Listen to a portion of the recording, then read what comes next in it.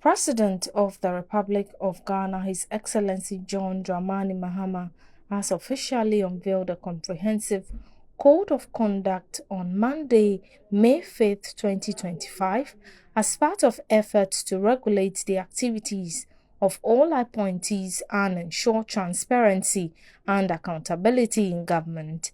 Speaking during an event at Jubilee House today, President Mahama said this code represents a bold declaration of the standards they must uphold as servants of the public. He added it reflects their commitment to build a government that is ethical, responsive, and worthy of the people's trust. President Mahama revealed that this document is not a ceremonial one. It is a living and an enforceable framework that outlines what is expected of every individual appointed under his administration. Let me be clear.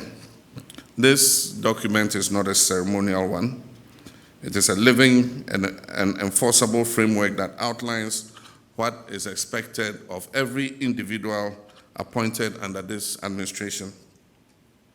Though the document often uses the term minister, it applies broadly to deputy ministers as well, to presidential staffers, to chief executive officers and their deputies, to members of the Council of State, to board members, and other political appointees within the executive arm of government. And I include myself. It applies to my vice president, myself, the president, the chief of staff, the executive secretary, all advisors. All of us are bound by this code of conduct. This is a government of shared responsibility, and there will be no sacred cows. Why do we need a code of conduct? Because we must build a new political culture, one that is rooted in transparency, humility, and ethical leadership. Ghanaians deserve leaders who serve with honor and put the public interest ahead of their personal gain.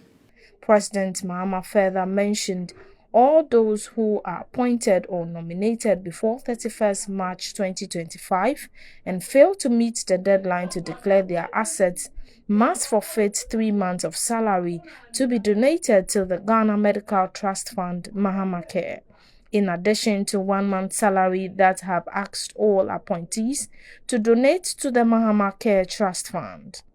President Mahama, however, outlined the sanctions for violating the Code of Conduct.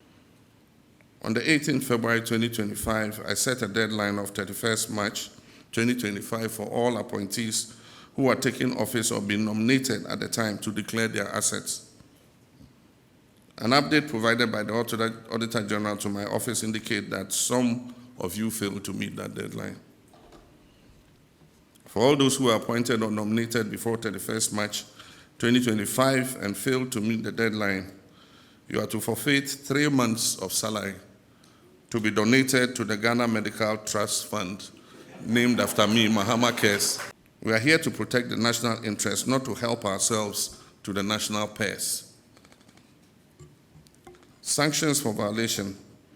The code sets out consequences for breach, public apology, from public apology to reprimand, to suspension, to resignation, or ultimately termination. Let me assure you that these sanctions are not cosmetic, they will be enforced.